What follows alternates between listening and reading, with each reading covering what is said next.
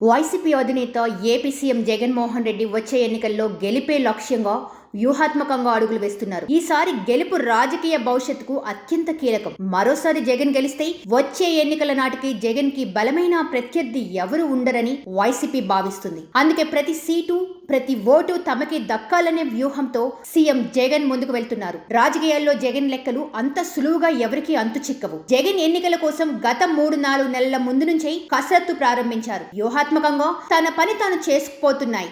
మరో 3 నెలల్లోపే ఎన్నికలు ఉండటంతో పక్కా వ్యూహంతో సిద్ధమవుతున్నారు. ఇదే సమయంలో ప్రతిపక్షాలు అతి నమ్మకంతో అనుకూల ప్రచారంతోనే సంబరపడుతున్నాయి. చంద్రబాబు అరెస్ట్ తో టీడీపీలో సుమారు 3 నెలలు ఎటువంటి కార్యాచరణ లేదు.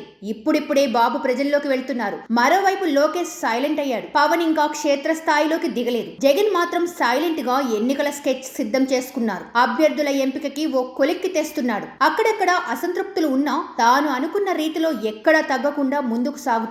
జగన్ చేస్తున్న అభ్యర్థుల మార్పు పైన టీడీపీ ఫోకస్ చేస్తూ ఆ అసంతృప్తి తమకి కలిసి వస్తుందని భావిస్తుంది. రేపటి రోజున తమ కూటమి అభ్యర్థుల్ని ప్రకటించినప్పుడు ఏ రేంజ్ లో అసంతృప్తి ఉంటుంది అనేది బాబు, పవన్లు ఆలోచించడం లేదు. మరో నెలన్నర లోపే ఎన్నికల షెడ్యూల్ రావచ్చు. పొత్తుల్లో సీట్ల వ్యవహారం అంత సులభంగా తేలే వ్యవహారం కాదు.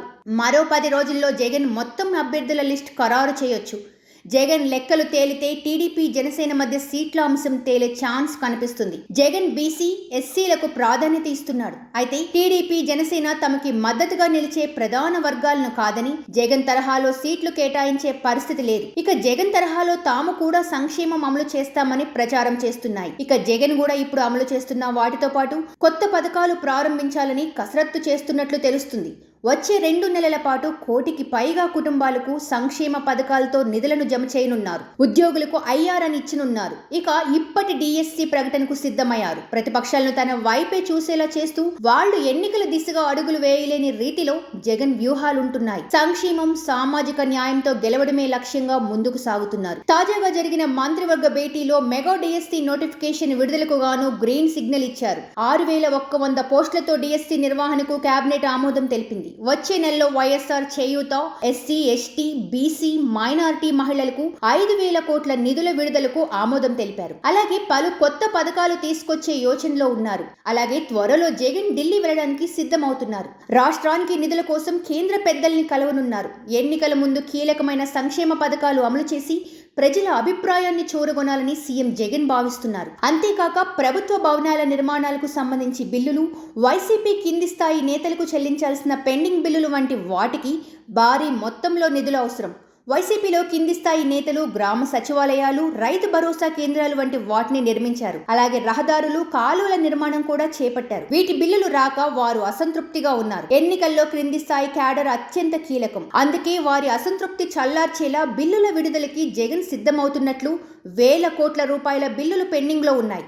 వీటిని చెల్లించకుండా ఎన్నికలకు వెళ్తే ప్రతికూల ఫలితాలు వస్తాయని జగన్ భావిస్తున్నారు. అటు వైసీపీ ఎమ్మెల్యేలు సైతం బిల్లుల విషయంపై జగన్ ని అడుగుతున్నారు. దీంతో కేంద్రం నుంచి రుణ పరిమితి పెంచుకుని నిధులు సేకరించాలని జగన్ భావిస్తున్నారు. గత ఎన్నికలకు ముందు బాబు కూడా ఇదే పరిస్థితి ఎదుర్కొన్నాడు. అప్పట్లో టీడీపీ నాయకులు కొన్ని అభివృద్ధి పనులు చేపట్టారు. వాటిలో కొన్ని పనులకు చంద్రబాబు బిల్లులు చెల్లించలేదు. చెల్లింపుల విషయంలో జాప్యం చేశారు. ఎన్నికల్లో టీడీపీకి ఓటమి ఎదురైంది. దీంతో బిల్లుల చెల్లింపు లేకుండా పోయింది. ఇప్పుడు అదే పరిస్థితి వైసీపీ నేతలకు రాకుండా చూసేందుకు జగన్ ప్రయత్నాలు చేస్తున్నాడు. కేంద్రాన్ని ఒప్పించి నిధులు విడుదలకు జగన్ ప్రయత్నాలు చేస్తున్నారు. కింది స్థాయి క్యాడర్ కి బిల్లుల నిధులు విడుదల చేసేవారు కొత్త ఉత్సాహంతో ముందుకు సాగుతారు. అలాగే భారీగా సంక్షేమ పథకాలు అమలు చేసి మరికొన్ని మేనిఫెస్టోలో చేర్చి ప్రజా మద్దతు కోరాలని జగన్ భావిస్తున్నారు. ప్రతిపక్షాలకి ఏ మాత్రం అవకాశం ఇవ్వకుండా మరోసారి భారీ గెలిపే లక్ష్యంగా పక్కా వ్యూహంతో ముందుకు సాగుతున్నారు.